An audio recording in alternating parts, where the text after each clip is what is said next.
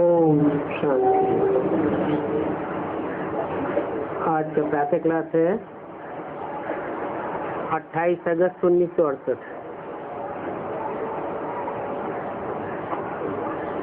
रूहानी बाप के रूहानी बच्चे, ये तो हर एक बच्चे जानते हैं कि हमारा बाबा भी है, टीचर भी है, सदगुरु भी है।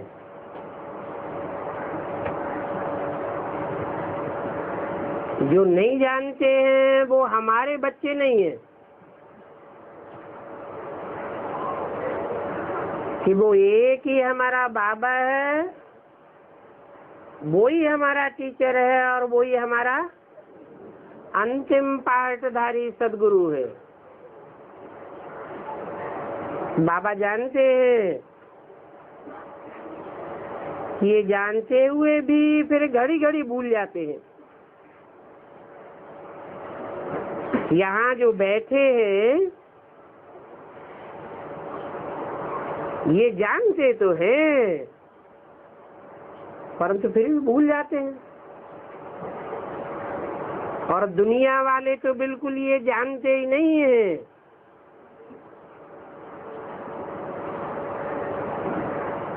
कि बाप, टीचर और सदगुरु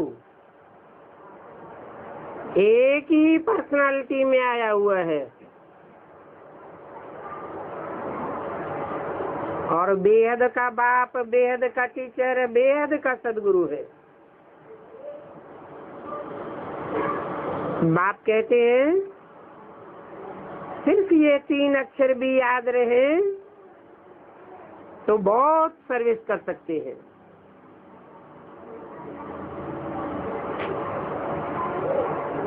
कौन से 3 शब्द? बाप, टीचर और सदगुरु, वो भी बेहद के।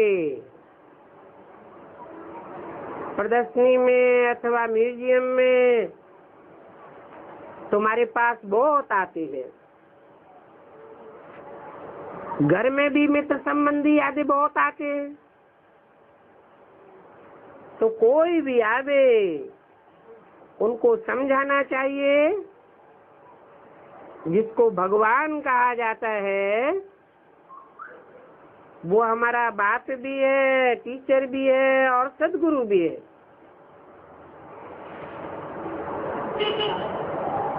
ये याद पक्की हो तो भी ठीक है, फिर और कोई की याद ना आए, क्योंकि और कोई को तो ऐसे कह भी नहीं सकते हैं कि वो हमारा बेहद का बाप भी है, बेहद का टीचर भी है और बेहद का सदगुरु है। सदगुरु तो एक ही होता है।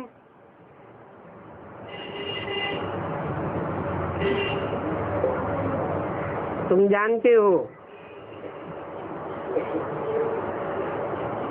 ये बात कितनी सहज है, परंतु कोई की ऐसी पत्थर बुद्धि है जो ये 3 शब्द भी धारण नहीं हो सकते, भूल जाते हैं। बाबा हमको मनुष्य से देवता बनाते हैं, आते ही हैं मनुष्य से देवता बनाने के लिए, क्योंकि वो बेहद का बाप है ना, तो जरूर बेहद का वर्षा देंगे और उनका बेहद का वर्षा है ही मनुष्य से देवता बनाने का। देवताओं के पास ही बेहद स्वर्ग का वर्षा होता है। सिर्फ इतना याद करें तो घर में बैठे भी बहुत सर्विस कर सकते हैं, परंतु ये बात भूल जाने के कारण किसको भी बता ही नहीं सकते हैं। घड़ी घड़ी भूल जाते हैं, कल्प के भूले हुए हैं ना। अभी संगम युग में बाप बैठ समझाते हैं वास्तव में इस ज्ञान को बहुत सहज कहा जाता है, सहज राजयोग। बाकी आज की यात्रा से संपूर्ण बनना, इसमें मेहनत है। बाबा हमारा बाप है, शिक्षा भी देते हैं, वर्षा भी देते हैं, पवित्र भी बनाते हैं, क्योंकि पतित पावन बाप है ना। सिर्फ कहते हैं कि सभी को ये कहो कि मुझे याद करो, जबकि मैं पतित पावन हूँ तो जरूर मैं सभी को पतित से पावन बनाऊंगा। सिर्फ ज्ञान सुनाकर थोड़े ही बैठ जाऊंगा।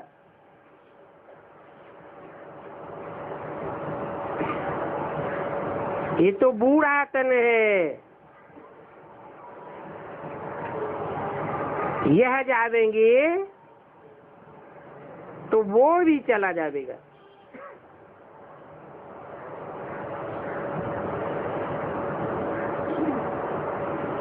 इनके सिवाय और कहाँ भटकता रहेगा? किनके सिवाय? राम और कृष्ण की आत्मा को सिवाय कहाँ भटकता रहेगा? क्योंकि फिर कायदे अनुसार ज्ञान चल नहीं सकता। कब?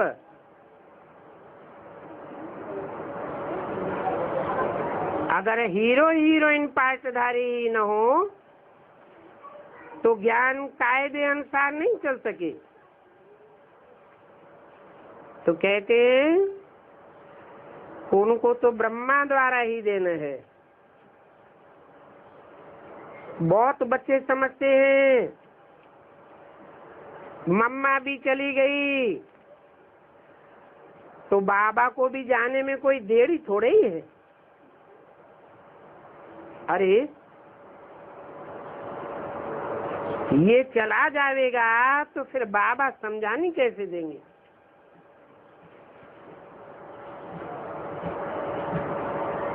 कौन चला जाएगा? ब्रह्मा चला जाएगा तो फिर शिव बाबा जो बेहद का टीचर है वो समझानी कैसे देगा और किसको देगा?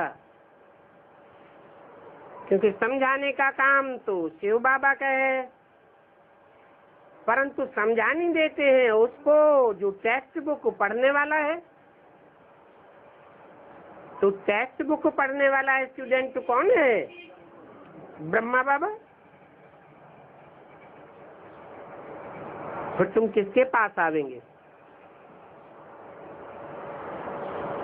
और बाबा भी किस में आवेंगे? क्या दादी में आवेंगे?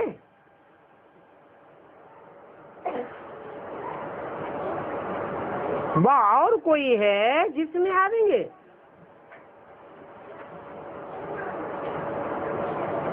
उनके लिए तो एक ही ब्रह्मा है जिसके तन में आते हैं।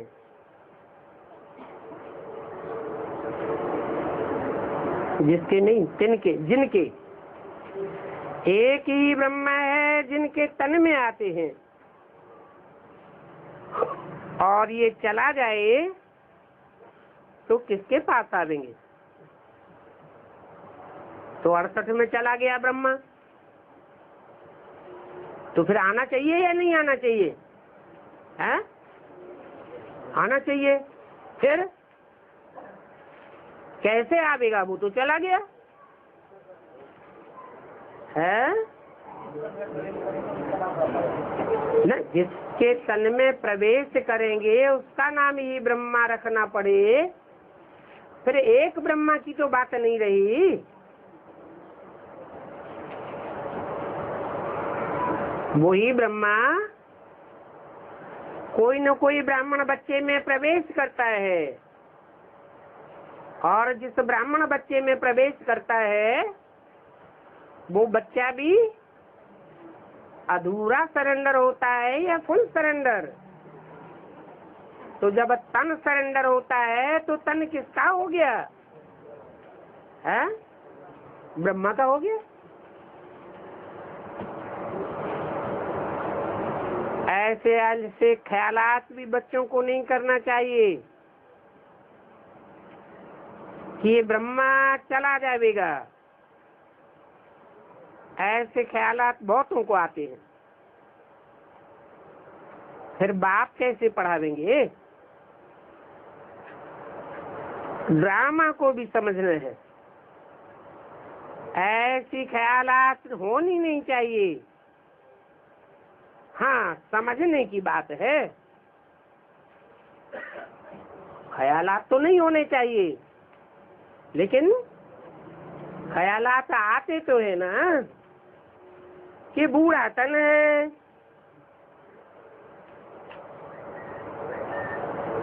और बूढ़ा तन भी माँ के रूप में बताते हैं। ये कोई बाप टीचर सदगुरु का रूप तो नहीं है।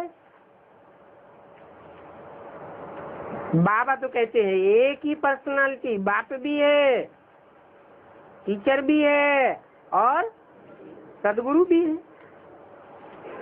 तो कहते हैं ये समझने की बातें हैं, और बाप ही आकर के ब्रह्मा के तन में समझाते हैं, टीचर बन करके। बाकी तो सभी भाई बहने हैं।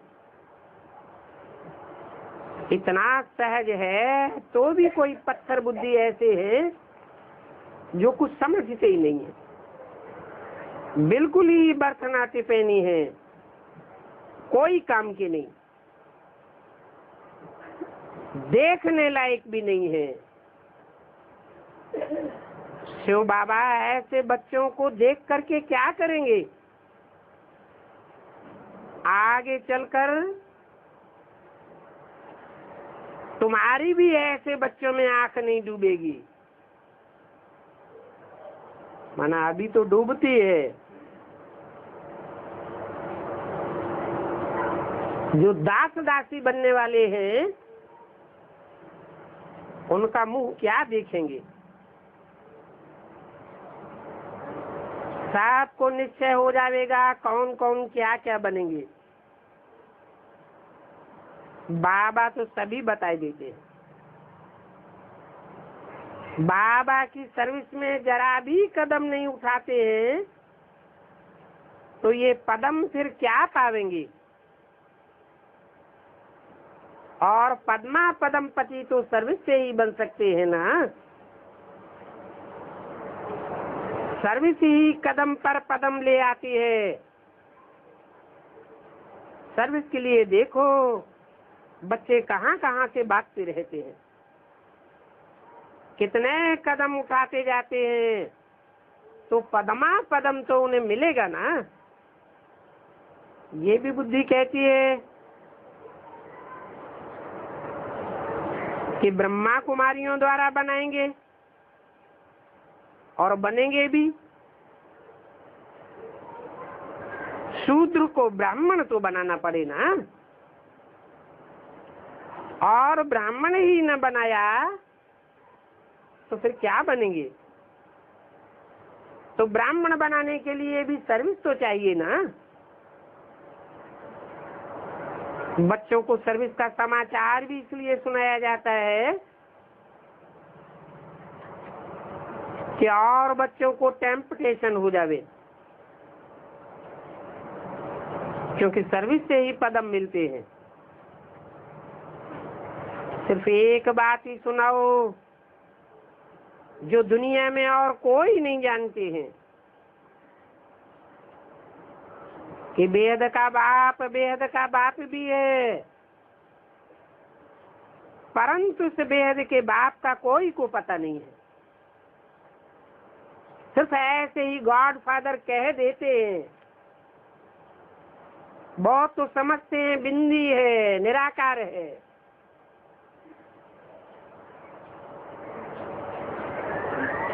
वो टीचर भी आकर बनता है, ये तो कोई की बुद्धि में है ही नहीं।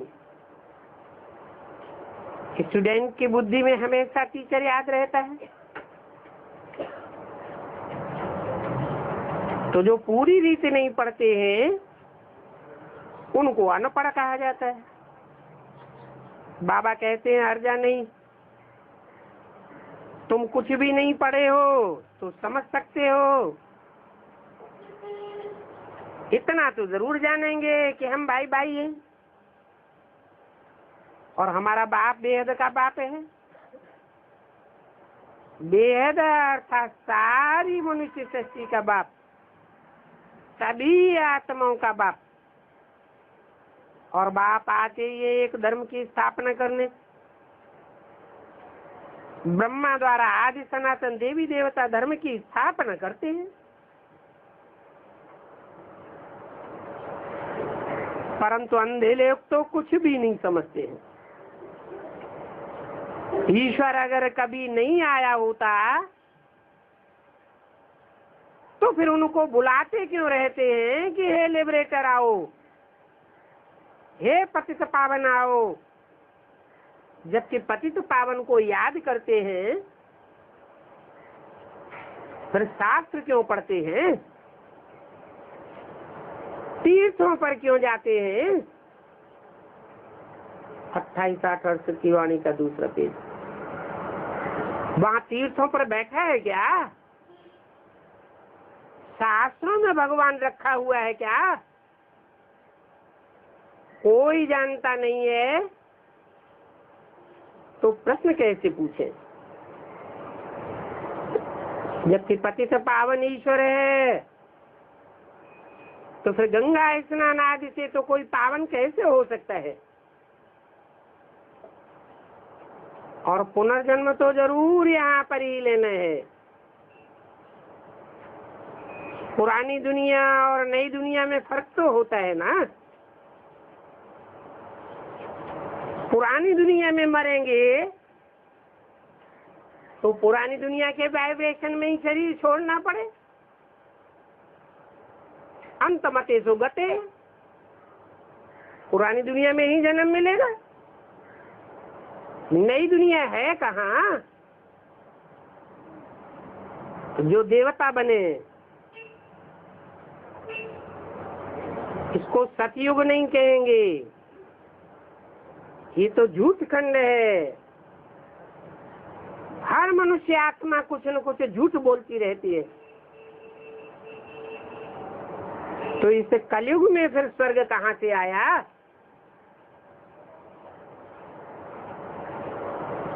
स्वर्ग में तो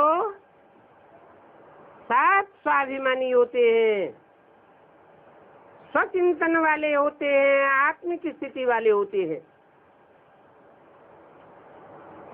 यहाँ तो सब देहाभिमानी है। इन मनुष्यों की तो बिल्कुल ही पत्थर बुद्धि है। जहाँ पर भी थोड़ा सुख देखते हैं तो समझ लेते हैं यहाँ तो जैसे स्वर्ग लगा पड़ा है।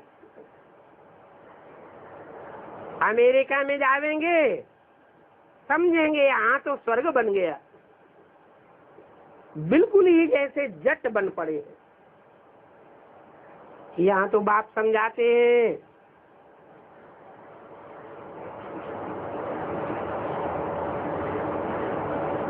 समझाने का ही काम है। बाप कोई को गाली तो नहीं देते हैं, बाप शिक्षा भी देते हैं, सभी की सदगति भी करते हैं। और भगवान बाप है तो जरूर बाप से कुछ मिलना चाहिए ना। बाबा अक्षर ही ऐसा है जो कि उससे वर्षे की खुशबू जरूर आती है। और भले कितने भी काका मामा चाचा आदि हो, परंतु उन सब संबंधियों से वर्षे की खुशबू नहीं आ सकती। तो इन बातों को अंतर्मुख होकर के समझना है कि बाप ठीक तो कहते हैं ना। और गुरु के पास तो कोई जायदाद होती ही नहीं है। वो दुनियावी गुरु लोग तो खुद ही घर बार छोड़ करके जंगल में चले जाते हैं।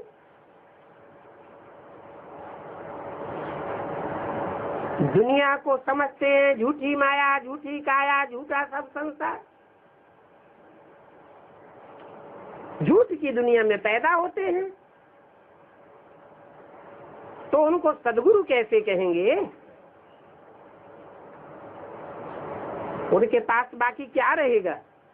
कुछ भी नहीं। बल कहते हैं सदगुरु निंदक ठौर न पावे। अपने को सदगुरु समझ लेते हैं। तुम तो ऐसे नहीं कहते हो कि हम घर बार छोड़ते हैं। तुमने तो सन्यासियों का विकारों का सन्यास किया है। वो तो कह देते हमने घर बार छोड़ा है।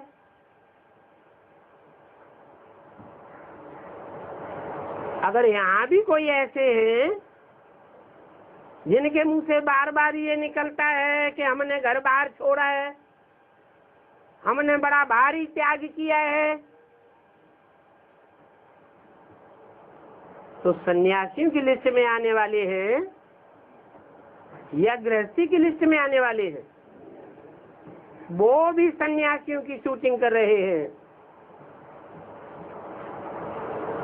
तुम तो कहते हो हम तो सारी पुरानी दुनिया का विकारों का सब सन्यास करते हैं। नई दुनिया में जाने के लिए कितना सहज रास्ता है। हम सन्यास करते हैं सारी पुरानी दुनिया, सारी तमो प्रधान सृष्टि का। बुद्धि से सन्यास करने की बात है। सतयुग तो है ही नई दुनिया। ये भी जानते हो जो पहले दुनिया जरूर थी। सभी गाते हैं स्वर्ग, पैराडाइज, परंतु वो लोग तो सिर्फ कहने मात्र कह देते हैं। तो पैराडाइज उस स्वर्ग की समझ तो कुछ भी नहीं है कि क्या होता है, कब हुआ था। अभी बाप बच्चों को कहते हैं सिर्फ ये विचार करो कि बाबा हमारा बाबा भी है, शिक्षक भी है, सदगुरु भी है और सभी को ले जाने वाला है। अक्षरीय मन मना भव। मेरे मन में समा जा, अर्थात कहने वाला निराकार है तो जरूर सबको निराकार बनाकर निराकारी दुनिया में ले जाएगा। इस मन मना भवाक्षर में सभी कुछ आ जाता है, परंतु ये भी भूल जाते हैं।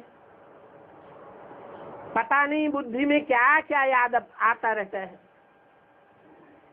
नहीं तो रोज लिख करके दो कि इतना समय हम किस अवस्था में बैठे। बाप टीचर सदगुरु समझते हो तो वो ही याद आना चाहिए ना। स्टूडेंट्स को टीचर ही याद आवेगा,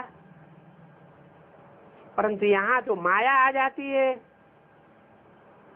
एकदम माथा मोड़ लेती है, सारा राज भाग ले जाती है और तुमको पता भी नहीं पड़ता है कि हम आए थे वर्षा लेने, परंतु यहाँ तो कुछ भी नहीं मिला। ऐसे क्यों कहेंगे? कहेंगे तो कि भल स्वर्ग में जावेंगे, परंतु बाबा कहते हैं ये स्वर्ग में जाना कोई बड़ी बात नहीं है। स्वर्ग में तो प्रजा वर्ग भी जाएगा। प्रजा बनने के लिए तो सिर्फ संदेश लेना होता है। प्रजा बनने वाले कोई पुरुषार्थ नहीं करेंगे। यहाँ आए और सिर्फ पढ़े नहीं, वो भी स्वर्ग में तो जाएंगे ना। यहाँ पर ऐसे बहुत बैठे तो है ना, समझते हैं कि चलो स्वर्ग में ही आ जाएंगे, फिर बल क्या भी बने। तो बाबा कहते हैं इनकी पढ़ाई तो नहीं हुई ना, थोड़ा भी सुना है तो उसका फल तो मिल जाता है। यहाँ तो पढ़ाई है, पढ़ाई से तो बड़ी स्कॉलरशिप मिलती है। बाप आया हुआ है ऊंच से ऊंच, तो उससे ऊंचा वर्षा पाना चाहिए, उसके लिए पुरुषार्थ भी करना पड़े। पढ़ाई याद होगी तो 84 का चक्कर भी याद आ जाएगा। भले यहाँ बैठे हैं तो भी सभी कुछ याद आना चाहिए, परंतु ये बातें बुद्धि में आती ही नहीं है। अगर याद आ जावे तो जरूर किसी को सुनावे। चित्र तो सभी के पास है, और इस शिव के चित्र पर तो तुम कोई को भी समझा सकते हो। कोई को सुनावेंगे तो कभी गुस्सा नहीं करेंगे। बोलो, आओ तो हम आपको बतावें कि ये शिव तो बेहद का बाप है। अगर नहीं है तो ये कौन है, इनके साथ क्या संबंध है। और संबंध साकार में होता है या निराकार के साथ होता है। यूं ही फालतू तो चित्र नहीं लगा दिया है।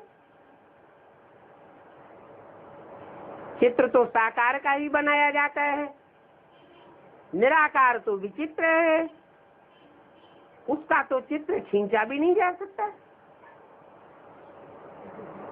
तो शिव के लिए जरूर कहेंगे ये भगवान है, और भगवान निराकारी स्टेज वाला ही होता है।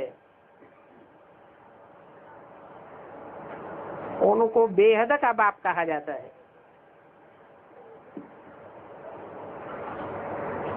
सर्व मनुष्य मात्र का तो बाप है ही, उसमें आत्माओं का बाप आया हुआ है, जिसको सात धर्म पिताएं मानते हैं, इसलिए वो बापों का भी बाप है। वो सबको शिक्षा देते हैं। हमारी आत्मा भी शिक्षा लेती है ना, आत्मा ही सब कुछ करती है। टीचर भी आत्मा ही बनती है, और ये वेद का बाप भी ये रथ लेकर के पढ़ाते हैं। आकर के सतयुग की स्थापना करते हैं। कलयुग का नाम निशान गुम हो जाएगा, फिर कलयुगी मनुष्य आवेंगे कहाँ से। सर्वसेवक बच्चों को तो सारा दिन ख्यालात चलाते रहना है। अगर सर्विस नहीं करते हैं तो मनन चिंतन मंथन में बुद्धि भी नहीं चलती है। जैसे कि सदैव बुद्ध हो करके बैठे रहते हैं, बाप को भी नहीं समझ सकते हैं। ये भी नहीं जानते कि पतित पावन बाप को ही याद करने से वर्षा मिलेगा। उस बाप को याद करते करते मरेंगे तो बाप की मिल्कियत सारी ही मिल जाएगी। अंतमते सुगते हो जाएगी, और बाप की मिल्कियत तो है ही स्वर्ग। बैज भी बच्चों के पास है, घर में मित्र आदि आते तो बहुत रहते हैं, कोई मरता है तो भी आते रहते हैं, उनकी भी तुम बच्चे सर्विस कर सकते हो। ये शिव बाबा का चित्र तो बहुत अच्छा है, बल बड़ा ही रखो। इस चित्र पर कोई भी कुछ कहेगा नहीं, किस चित्र पर कोई कुछ नहीं कहेगा।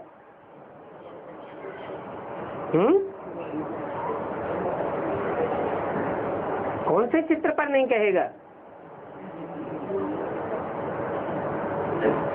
ये 32 किरणों वाला जो चित्र बनाया हुआ है, उसमें समझाना पड़े कि इसमें जो ज्योति बिंदु है वो जन्म मरण से चक्र से निराकार, जन्म मरण के चक्र से निरस्त रहने वाली जो आत्मा है, सुप्रीम सोल, उसका ये बिंदु यादगार रखा हुआ है।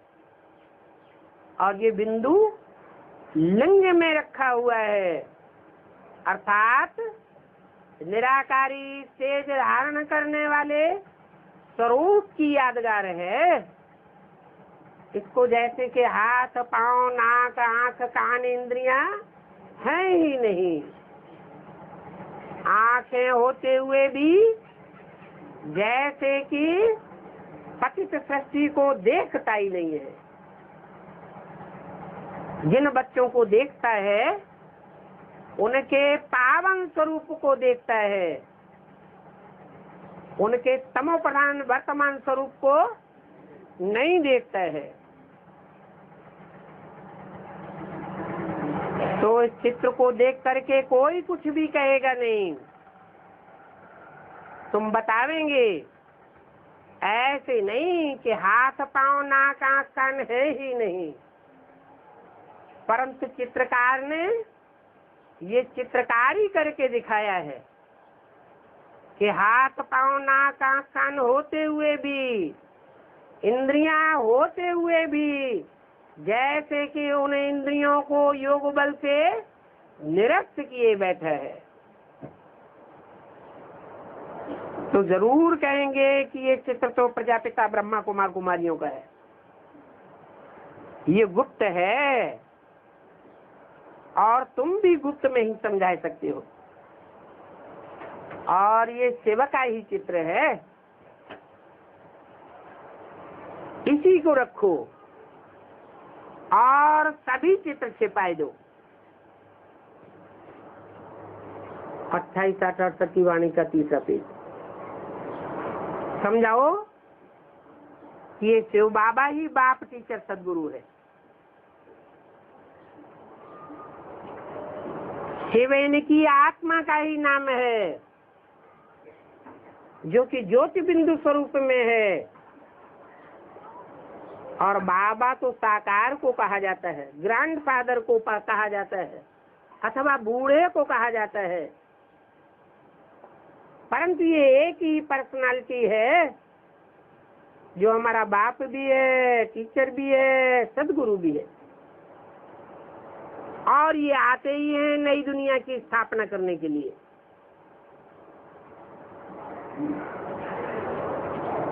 ऐसे नहीं कि आकर के ज्ञान सुना करके चले जाते हैं, ये इनका मकसद है। नहीं, क्या मकसद है? सारी पतित दुनिया को पावन बनाते हैं और अपने समय पर ही आते हैं। कौन सा समय होता है इनके आने का? इनका समय वो ही होता है जब सारी आत्माएं इस मनुष्य सृष्टि रूपी रंगमंच पर उतर आती है। मनुष्य आत्माओं की बात है। मनुष्य मनन चिंतन मंथन करने वालों को कहा जाता है। बाकी तो 700 साढ़े 700 करोड़ मनुष्य भी है, परंतु वो आत्माएं तो जैसे कीड़े मकोड़े मिसले जो आए और गए। तो जो मनुष्य मात्र है इस सृष्टि पर आने के बाद चौथी तमो प्रधान अवस्था में होते हैं, तब ही मैं आता हूँ। कहें द्वापर के अंत में क्यों नहीं आते? तो द्वापर के अंत में तो फिर बहुत सी ऐसी आत्माएं हैं जो परम धाम से सतो प्रधान स्टेज में उतरेंगी और सात्विक पार्ट बजावेंगी। उस समय बाप को आने की दरकार नहीं है। बाप तो आते ही तब है जब सबको ये आस छूट जाती है कि अब इस दुनिया का उद्धार करने वाला कोई भी नहीं है, तो अपने समय पर ही आते हैं। ये ज्ञान तो तुम बच्चों की बुद्धि में बैठा ही हुआ है। बोलो, इस शिव बाबा को याद करो और कोई को भी याद नहीं करो। शिव बाबा ही पतित पावन है। तो वो कहते हैं कि मेरे को ही याद करो। मेरे को ही याद करेंगे तो तुम मेरे से ही आकर के मिलेंगे, नहीं तो जिसको परसेंटेज में याद करेंगे उनको ही जाकर के मिलेंगे। तुम ये गुप्त में सर्विस कर सकते हो, बता सकते हो ये लक्ष्मी नारायण जिनकी संसार में या शास्त्रों में कोई भी ग्लानि नहीं है, ये भी इतने श्रेष्ठ इस नॉलेज से ही बने हैं। जो नॉलेज शिव बाबा आकर के देते हैं। वो कहेंगे कि शिव तो है निराकार, फिर वो कैसे आते हैं? बोलो, तुम्हारी आत्मा भी तो निराकार है, वो कैसे आती है? वो भी तो ऊपर से ही आती है। सभी आत्माएं ऊपर से आती है, नहीं तो इस दुनिया की आबादी कैसे बढ़ती जाती है? सभी आते हैं पार्ट बजाने के लिए, आने के बाद वापस जाने का रास्ता सब भूल जाते हैं। तो बाप आकर के मुक्तिधाम का रास्ता बताते हैं, समझाते हैं कि मैं बैल पर तो नहीं आ सकता। जो मंदिरों में और चित्रों में तुमने बैल दिखाई दिए हैं,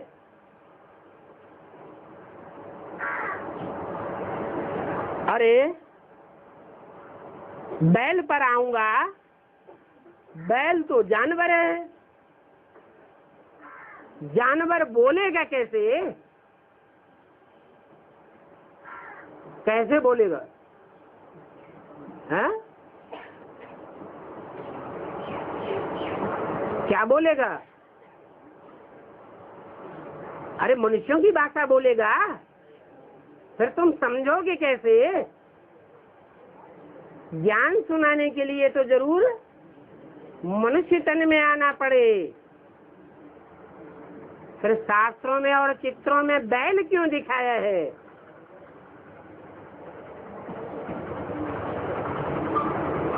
हैं?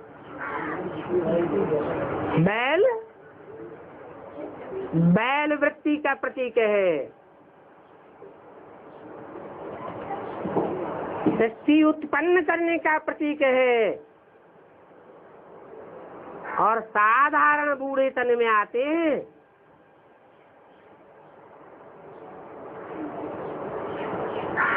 फिर आते ही खुद ही पूछते पूछते मुझ पड़ेंगे। बच्चों को बात करने की बड़ी युक्तियां चाहिए। कोई कहे कि तुम भक्ति नहीं करते हो, बोलो हम तो आत्मा हैं, हमने जन्म जन्मांतर बहुत कुछ किया है और सभी कुछ करते हैं, भक्ति भी हम करते हैं, ज्ञान भी हम लेते हैं और बेहद के सन्यासी भी हम ही बनते हैं। तो युक्ति से चलना बोलना होता है।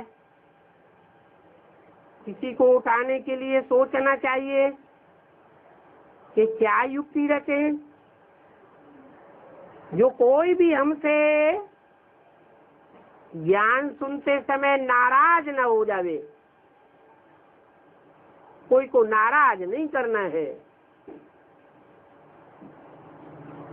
गृहस्थ में रहते सिर्फ पवित्र रहना है। तुम कहते हो कि बाबा हमको सर्विस नहीं मिलती है। अरे सर्विस तो तुम बहुत कर सकते हो। गंगा जी पर जाकर बैठ जाओ, बोलो ये पानी का स्नान करने से क्या फायदा। ये पानी का स्नान करने से तो ये स्थूल कपड़े साफ होंगे, ये विनाशी कपड़े साफ होंगे, हद के कपड़े भी साफ होंगे और बेहद का शरीर रूपी वस्त्र भी इस पानी से साफ होगा। परंतु शरीर को चलाने वाली आत्मा तो साफ नहीं हो सकती। क्या पानी में स्नान करने से तुम्हारी आत्मा पावन बन जाएगी? आत्मा तो मन बुद्धि को कहा जाता है। शरीर में से आत्मा निकल जाती है तो सारी इंद्रियां तो मौजूद रहती हैं, शरीर भी मौजूद रहता है, फिर क्या चीज चली जाती है? बोलो ये मन बुद्धि की पावर ही आत्मा है। इस मन बुद्धि को ज्ञान से ही पावन बनाया जा सकता है। ये ज्ञान जल है, जैसे स्थूल जल से कपड़े साफ होते हैं, वैसे इस ज्ञान जल से आत्मा का मल साफ होता है।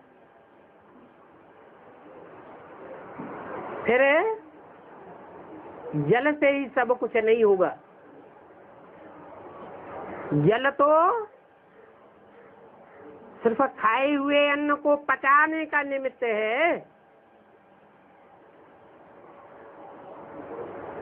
ज्ञान जल मिलता है तो मन बुद्धि शुद्ध बनती है। शुद्ध बुद्धि परमात्मा बाप को पहचानती है। फिर बाप की याद से हमारी आत्मा पावन बनती है।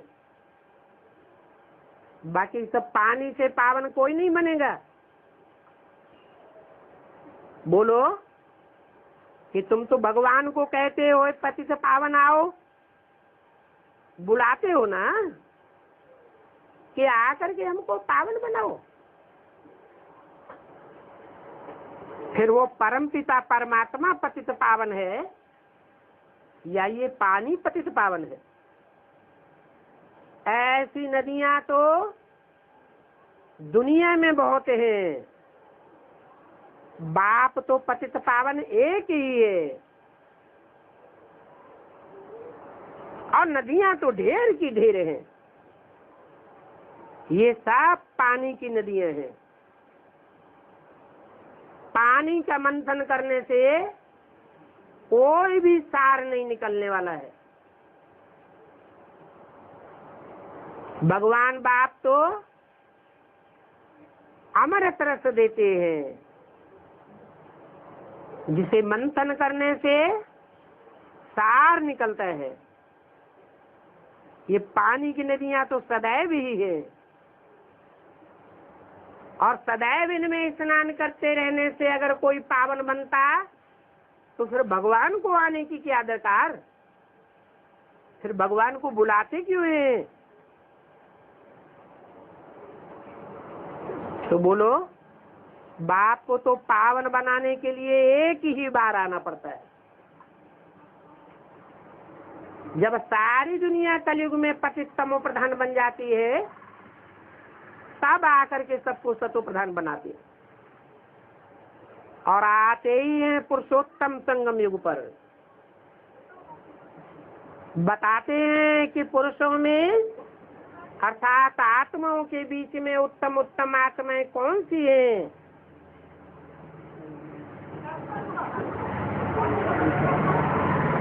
जो माला के संगठन में आती है। इस संगठन रूपी माला को हर धर्म की मनुष्य आत्मा याद करती है, सिमरती है। वो माला भगवान ने ही आकर के बनाई है। माला संगठन को ही कहा जाता है। बाप ही आकर के पावन बनाते हैं। वहां नई दुनिया में तो कोई भी पतित तो होता ही नहीं है। उसका नाम ही है स्वर्ग। नई दुनिया स्वर्ग और पुरानी दुनिया नरक। स्वस्थिति से बनता है स्वर्ग और पर से बनता है नरक।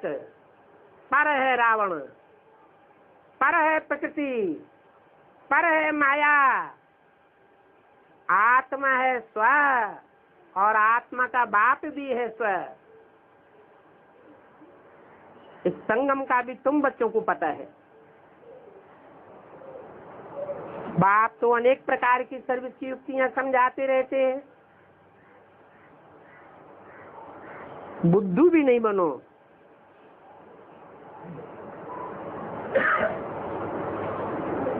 नहीं तो शिव के मंदिर में बुद्धुओं की भी यादगार दिखाई जाती है। कौन है? हैं?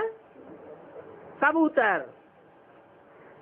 ऐसे बुद्धू हैं कि शिव के मंदिर में रहते भी हैं और शिव के सर के ऊपर ही गंध करते रहते हैं। मुख से आवाज नहीं निकलती है। ऐसी आवाज निकलती है, गुटर घूम करके अंदर ही अंदर घुमरती रहती है। ऐसी आवाज निकलती है जो कोई समझ भी नहीं सकता।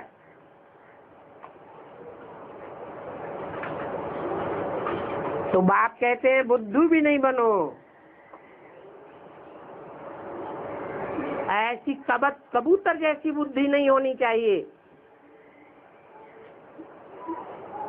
वहाँ पेरेंट्स भी होते हैं, उनको ज्ञान की कंठी होती है। मंदिर में भी देखे जाते हैं तो बाहर की दुनिया में भी उड़कर जाते हैं और ज्ञान की आवाज कर देते हैं।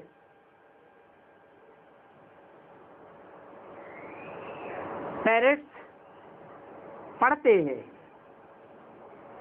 और वो पैगाम भी पहुंचाते हैं। कबूतर पैगाम पहुंचाने वाले नहीं हैं। हाँ, उनके गले में पैगाम बांधा जाता है। कहते हैं ना, गले पड़ गया। गले पड़ गया अर्थात सेवा करने की स्थिति में नहीं होते हैं। उनके गले में जैसे कि बांध दिया जाता है। क्या मतलब हुआ? इसका मतलब ये हुआ कि एडवांस ज्ञान में आने वाले, कंठी ज्ञान की धारण करने वाले जो पैरेट्स है, वो तो शिव के मंदिर में थोड़े समय जाकर के ज्ञान लेते हैं, सुनते हैं, और सारी दुनिया में ज्ञान की आवाज, बाप की आवाज फैलाए देते हैं। लेकिन जो वहां बैठ करके बाप के घर में गंध करने वाले कबूतर हैं, उनको उस एडवांस ज्ञान का मुकाबला करने के लिए जबरियन गले में जैसे घंट बांधा जाता है।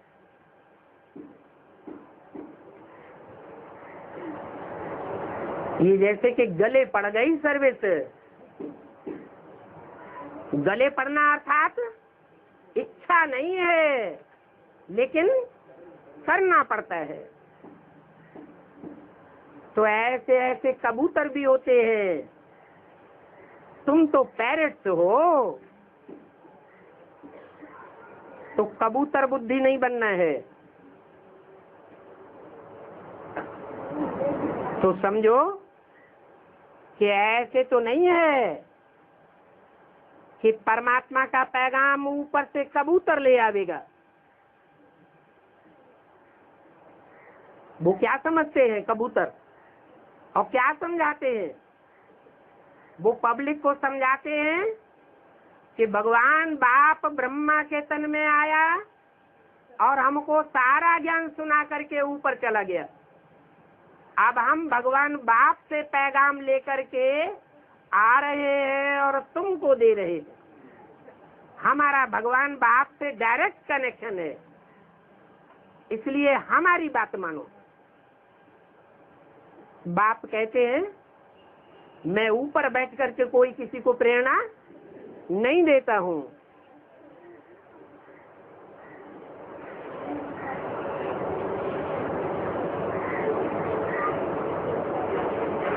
नेहरू को भी शौक था,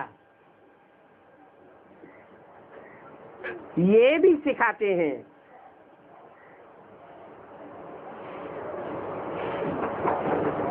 उनके पाँव में लिख करके बांध दो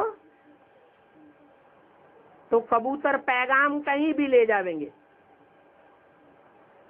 अब पाँव में बांध दो या गले में बांध दो, बात तो एक ही है। उन कबूतरों को रोज दाना मिलता है। क्या मंदिर में ही उनको रोज दाना मिलता है, तो कहीं भी उनको भटकने की दरकार नहीं है। तुमको भी यहाँ दाना मिलता है। तुम्हारी बुद्धि में विश्व की बात चाहिए बैठी हुई है, तुमको तो यही मिलनी है। और वो भी समझते हैं कि दाना यहाँ ही मिलता है, तो फिर हिर जाते हैं। तुम तो चैतन्य हो, माना तुम तो मानवीय बुद्धि हो, मनन चिंतन मंथन करने वाले हो। तुमको तो अविनाशी ज्ञान रत्नों का दान मिलता है। अविनाशी कब बनते हैं? ज्ञान रत्न भी अविनाशी कब बनते हैं? अरे खाया हुआ भोजन चबाएंगे तभी तो खून बनेगा। तो तुम्हें जो भगवान ज्ञान रत्न देते हैं, उनका तुम मनन चिंतन मंथन करते हो। कब करते हो? जबकि दूसरों को सुनाते हो तो तुम्हारे अंदर मंथन चल पड़ता है, वो तुम्हारी अपनी चीज बन जाती है। तो कहेंगे तुमको दान मिलता है भगवान से, और अविनाशी दान मिलता है। शास्त्रों में भी लिखा है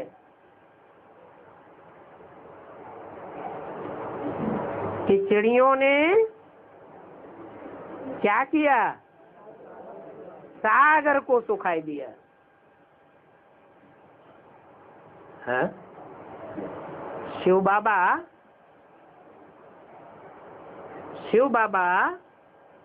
ज्ञान सागर है या शिव ज्ञान सागर है?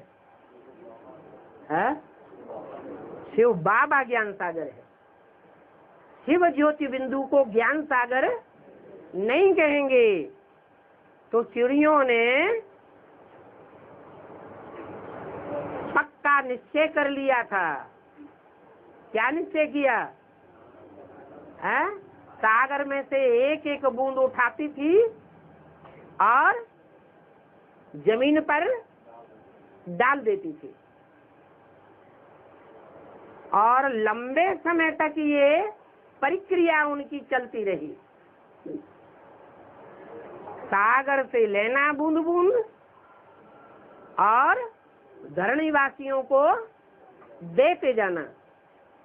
लंबे समय की प्रक्रिया देख करके एक ऋषि को रहम आ गया। तो उन्होंने देखा कि ये चिड़िया तो एक जन्म तो क्या अनेक जन्मों तक ये प्रक्रिया में लगी रहेंगी, तो भी ये सागर सूखने वाला नहीं है। तो उन्होंने सारा सागर ही पी लिया।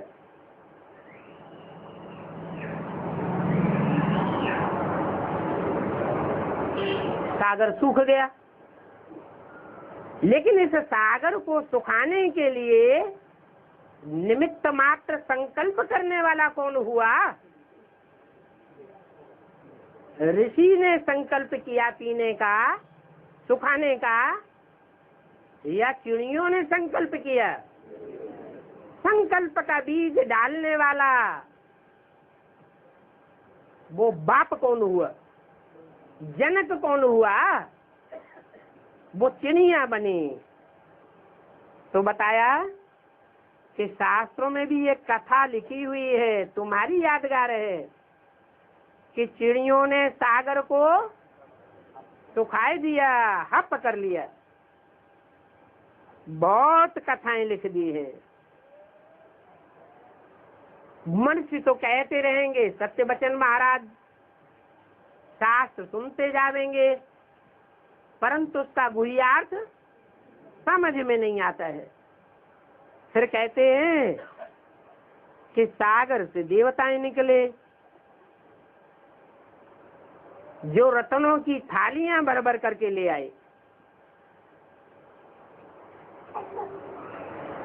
वो भी सुन करके कहेंगे सत्य।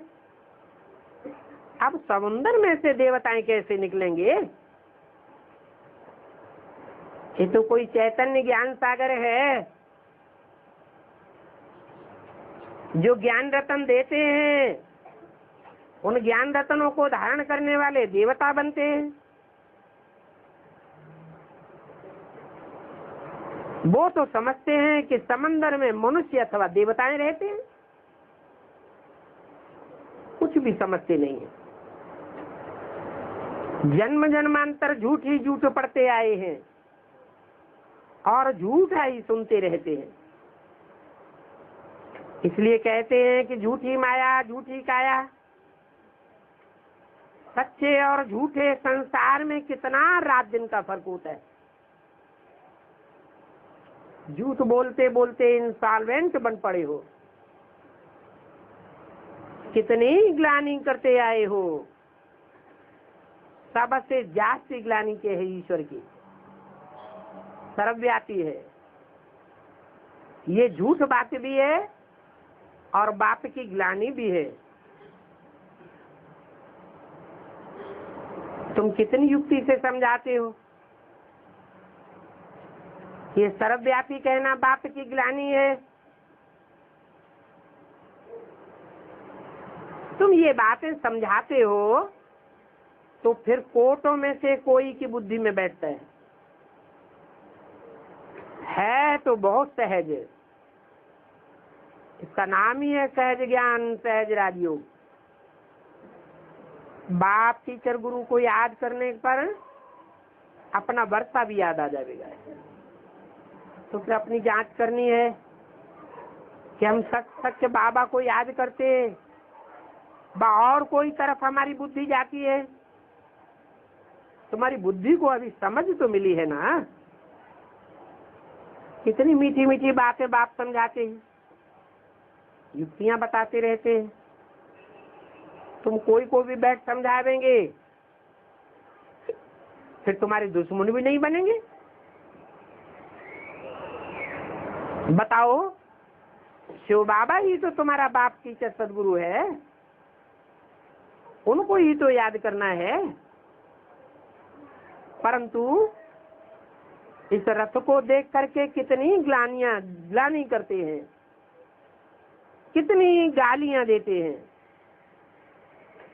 तो तुम बच्चों को समझाने की युक्तियां रचनी चाहिए। ब्रह्मा के चित्र पर तो बहुत ही चढ़ते हैं। तो बोलो, अच्छा ये चित्र मत रखो। जब वो चित्र हटाए देंगे तो आप ही इस बात को मान जाएंगे। बोलो, इस शिव बाबा से तो बहुतों का फायदा हो सकता है ना। तो एक बाप के सिवाय और कोई को याद नहीं करो, और संग तोड़ते जाओ, एक संग जोड़ते जाओ। ये हैं किसी के कल्याण की युक्तियां। बोलो कि बाप को याद नहीं करेंगे तो पावन कैसे बनेंगे। तो घर में ही बैठे बैठे तुम बहुत सर्विस कर सकते हो, बहुत मित्र संबंधी आदि तुमको मिलेंगे। भिन्न भिन्न युक्तियां रचते रहो, बहुतों का कल्याण करो। तुम्हारी बुद्धि में तो बैठा हुआ है कि हट्टी तो एक ही है, बेचारे कहाँ जावेंगे। अच्छा, बाप दादा का याद प्यार